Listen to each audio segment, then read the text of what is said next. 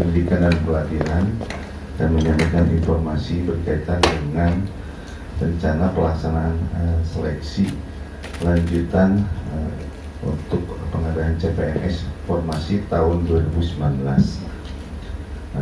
Rencana seleksi kemarin waktu bulan Maret kita selesai menyampaikan hasil dari yang lulus seleksi kompetensi dasar.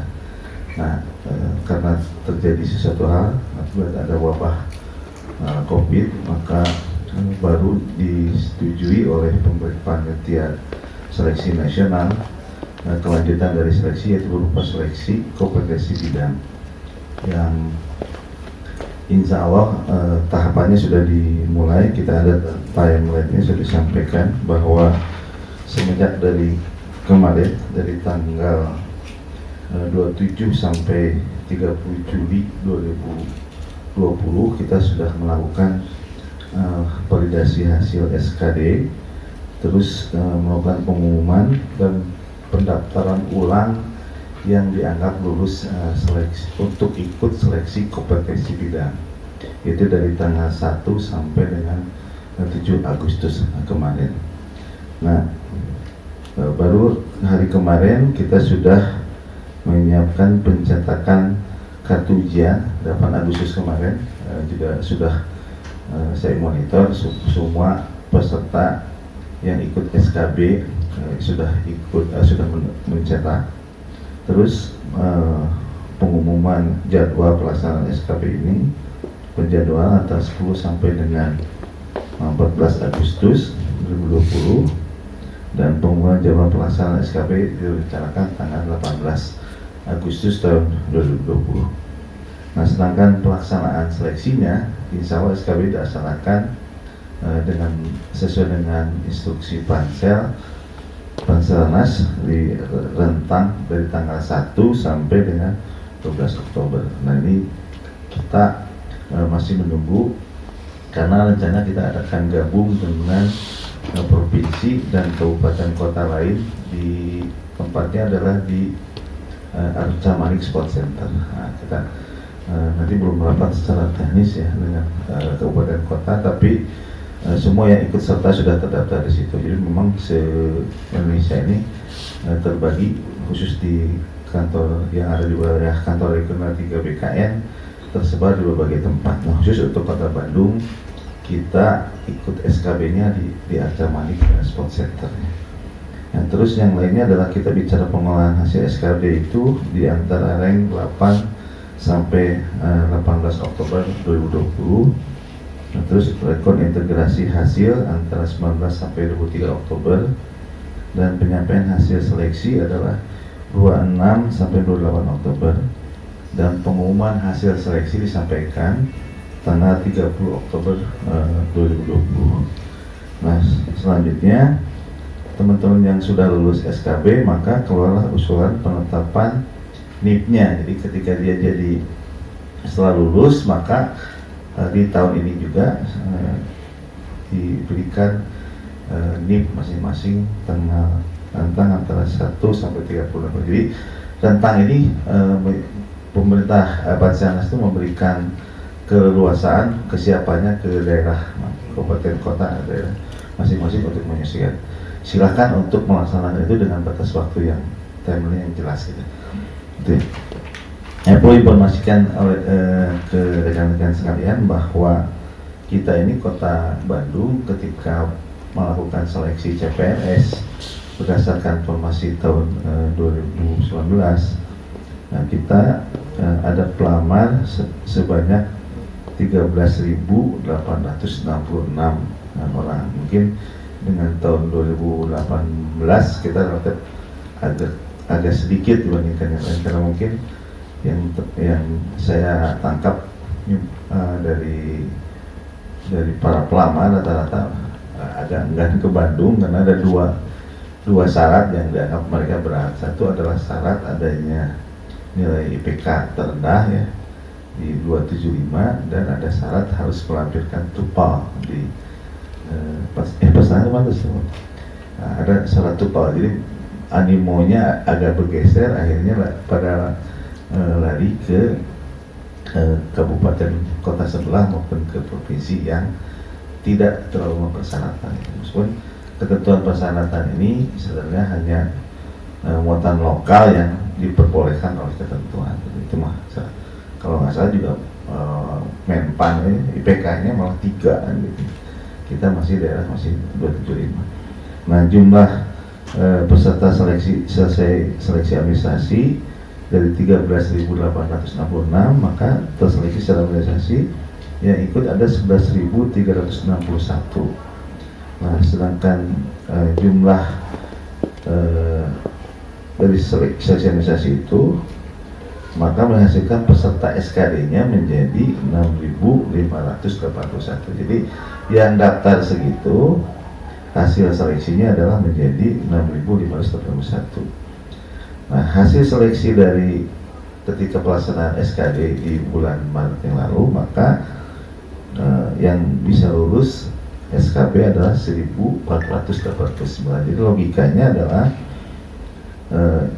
jumlah peserta yang ikut SKB itu adalah 3 kali jumlah kebutuhan promosi setiap jabatan berdasarkan peringkat nilai SKD. Jadi mau seleksinya cukup ketat. Jadi dari formasi kita berapa 868, maka kita menarik maksimal adalah 3 kali dari yang nilai tertinggi. Jadi ada yang lulus ya, misalnya dalam satu masing-masing jabatan itu misalnya yang lulus ada 10, tapi karena formasinya hanya bisa 3 kali, maka hanya tiga orang yang dipanggil.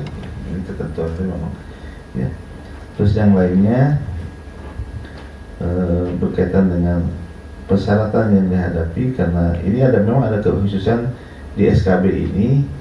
Karena kondisi pandemik ini, maka si peserta boleh mendaftar ikut seleksi SKB-nya sesuai dengan daerahnya, ya, mendekati daerahnya.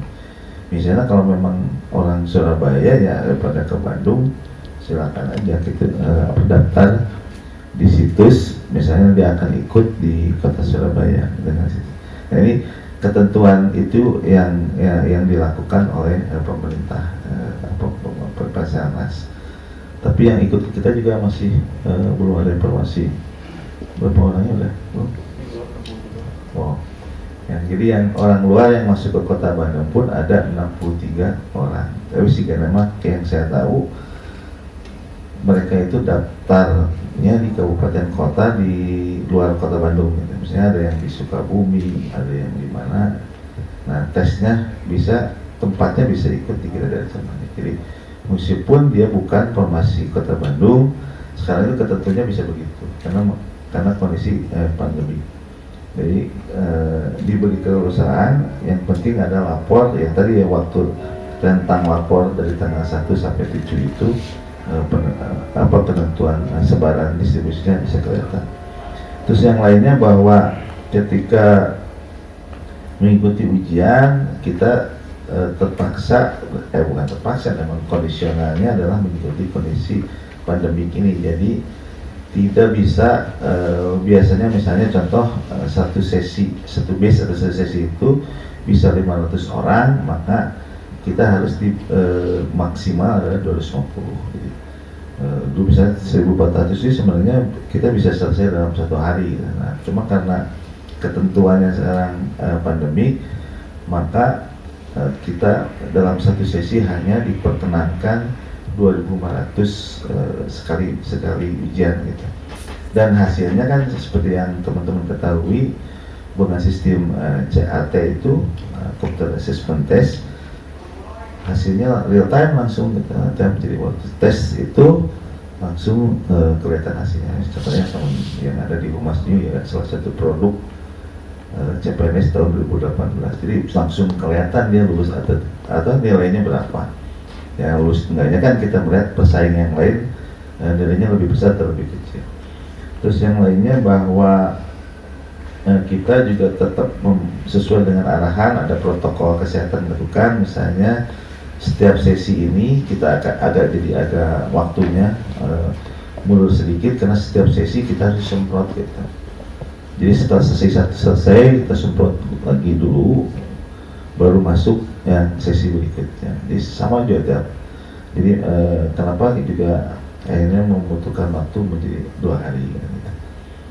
Yang lainnya juga kita menyiapkan untuk misalnya, kita kan tidak tahu ya, ketika cek misalnya cek kesehatannya ada biasanya yang sederhana adalah melihat suhu gitu, suhu. Nah sekarang kita nggak ada instruksi ya sampai harus rapid test, mana ada instruksi. Mungkin juga ini memberatkan kan. Kalau awal-awal kemarin yang ikut SBM PTN atau apa yang kemarin, mereka wajib rapid test. Nah sekarang yang SKB ini tidak diwajibkan itu, namun hanya protokol kaitan dengan tadi, dengan ketika ditemukan suhunya di atas 37 ya, 37,3, maka kita sudah menyiapkan ruang khusus gitu, ruang khusus tes itu yang hanya berapa orang, 50 orang ya, 50 orang untuk tes yang kedapatan suhunya tinggi. Mungkin bahasanya ketahuan reaktif lah, meskipun reaktif itu kan harusnya di rapid ya, tapi karena kondisi ini juga kita tidak sampai begitu. Yang lainnya bahwa SKB ini adalah beda dengan SKD, jadi lebih ke seleksi kompetensi bidangnya. Misalnya contoh, kalau dia menjadi auditor, maka pasti kompetensi yang tesnya adalah berkaitan dengan kaitan tugas dia sebagai jabatan di auditor. Misalnya jadi pengelola keuangan, maka tidak soal-soalnya ada sekitar itu. Terus yang lainnya berkaitan dengan guru. Nah ini untuk pendidik, baik itu pendidik untuk guru kelas maupun guru bidang studi, maka ada kekhususan ketika mereka yang memiliki sertifikasi otomatis dia lulus gitu SKB-nya ya. Jadi memang ini ada ruginya ketika tes 2 lawan 1, bisa 3 ya, yang satunya sudah punya kartu khusus sertifikasi, maka dia yang lulus. Tapi syaratnya dia harus datang. Nah, meskipun dia punya sertifikasi, tidak datang ya menjadi milik yang 2 orang. Ya karena itulah ya risikonya. Nah itu ini yang perlu diinformasikan ke teman-teman media, bahwa sertifikasi khusus guru ini bukan disampaikan setelah daftar gitu. Gini contohnya, ketika daftar seleksi administrasi dia tidak menyampaikan ya, atau mungkin juga karena dia belum lulus gitu ya, atau dia juga lupa, itu risiko ya. Nah tidak menyampaikan, maka ketika datanya secara administrasi dia belum memiliki sertifikasi. Nah, tidak bisa maksa-maksa misalnya sekarang atau setelah tes, misalnya baru keluar bulan April kemarin misalnya keluar, menyatakan bahwa saya sudah punya sertifikasi, ya tidak bisa, itu tidak berlaku. Yang berlakunya adalah ketika saat dia daftar punya sertifikasi. Ini jadi catatan. Jadi ya saya berharap tidak jadi diketahui informasi ini, tidak serta-merta jadi melapor ke sana kemari misalnya. Tapi maksudnya silakan aja kalau tidak puas, tapi intinya ketentuannya sudah jelas begitu. Mungkin yang lainnya ya kita berharap peserta SKB juga mengikuti, memahami protokol. Kita selalu di media kita juga berbagai media yang di BKPP juga menyampaikan beberapa hal informasi, misalnya tadi misalnya jangan terlalu banyak barang sebenarnya, karena kita juga sudah agak menghindari meskipun dia menyediakan ya, misalnya tempat penyimpanan ini kan harus bersentuhan fisiknya. Jadi kita juga berharap ya teman-teman yang ikut SKB itu ya datang hanya bawa badan, ataupun bawa alat tulis secukupnya lah, sama dengan bukti peserta. Meskipun kita panitia selalu melayani secara paripurna, ada booth khusus kan, namanya orang tes payawe lah kita naik angkot tinggalin di jalan si tanda pesertanya, ataupun berangkat buru-buru juga ketinggalan di rumah, itu mah hal yang sering terjadi, sehingga memang kita juga sudah menyiapkan booth khusus ketika mereka memang peserta tapi ketinggalan, kita bisa mencetakkan di tempat pelaksanaan seleksi. Oke, barangkali informasi yang kami sampaikan berkaitan dengan seleksi kompetensi bidang yang akan dilaksanakan insya Allah 1 September, dimulai 1 September 2020 di untuk khusus Kota Bandung, tepatnya di Ancaman Export Center. Terima kasih atas perhatiannya. Assalamualaikum warahmatullahi wabarakatuh.